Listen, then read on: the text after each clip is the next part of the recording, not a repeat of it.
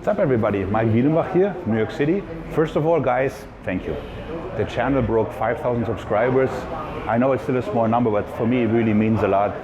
It means a lot that you guys watch the videos, you comment on them, so thank you. Now, back to business. We're talking about the greatest coach ever. Not me, I'm like number second, it's Vince Gironda. Vince Gironda, as seen here in this very fashionable trunk, you can see he was actually walking the walk, created such physiques such as Bob Harris and most notably Mohammed Maik, right? So Vince Gironda was a bodybuilding pioneer. He was so far ahead of his time, he was actually confusing people. What makes him so great? Well, for starters, he used common sense, okay? He was the first coach to look into anatomy. How does the muscle work and how can I work it? Mind you, this was way before machines, so he had to create his own made out of cable or dumbbells and whatever have you, right? He was also, and I think that matters most, an advocate of health. His athletes, they had narrow waists. What a good idea. They could, go to the bathroom by themselves. They could ride a bicycle. They could swim. They were generally healthy. They lived into the 70s. They didn't die from heart attack. They weren't bloated. He was also the first person to question dogmas, such as, should you train 3x10 or what should you do? He was the first guy to say tension matters. Now today we know that, especially if you watch my videos, but tension does matter. He also defined a good workout by work done in a certain time frame, as opposed to simply just do more and more. So his workouts were about 45 minutes, but they were very intense. He also did not have once a day a muscle split, but he would train each muscle several times a day, right? So that's what we do today.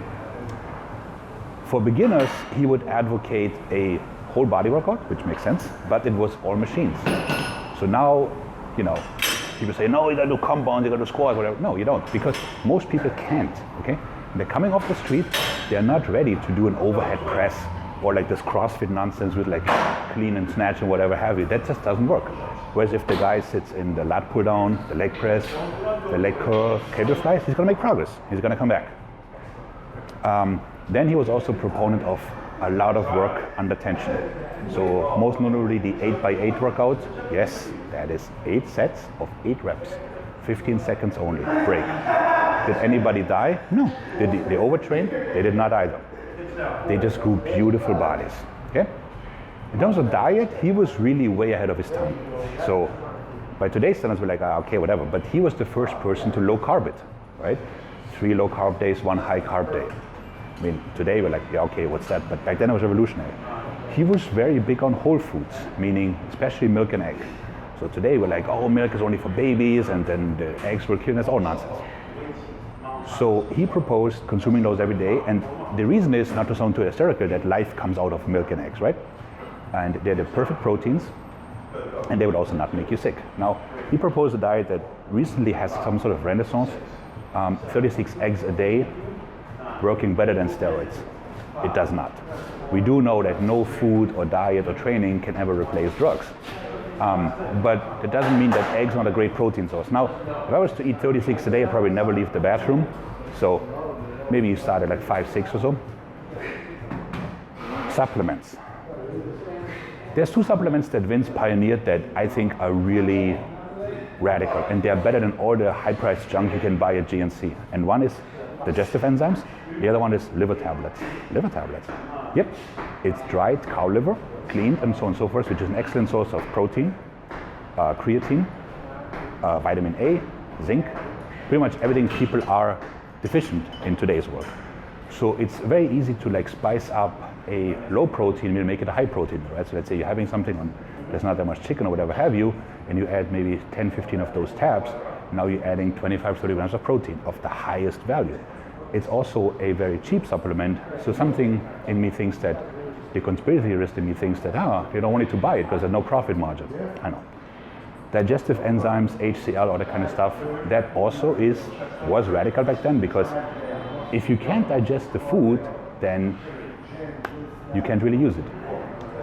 Now, Vince was very much against steroids, even though obviously Maik and Dickerson, so they used some, but he was, a proponent of a clean, healthy lifestyle. And I think that's something that has been forgotten in today's bodybuilding world, because a lot of people, they might look very good, but they're not healthy. So, okay, Maik, so this Vince guy, he's so awesome. Why have I never heard of him? He was a PR nightmare. And by that I mean, he was just very honest, and that is something that today and back then was just not appreciated, right? So in other words, he makes me look nice. So Arnold comes to him, and I think must be 68, 69 or whatever, and says, "Hi, I'm Arnold Schwarzenegger, I'm Mr. Universe." And he says, "Yeah, you look like a fat fuck to me." That didn't go well. There are also stories that when people did crunches without dieting, he would give them their membership money back and throw them out.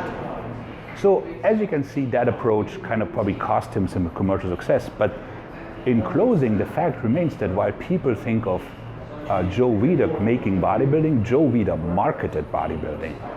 However, Vince Gironda developed the training series and the nutritional impact and series that we have today.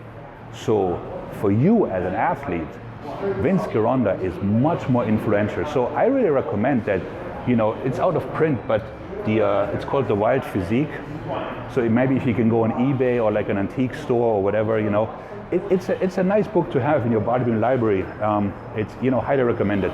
It's also very inspirational photos of what I think what bodybuilders should look like, you know, from way back when. So, you know, go out there, splurge, spend the $30, you know, do something for yourself. Maik out.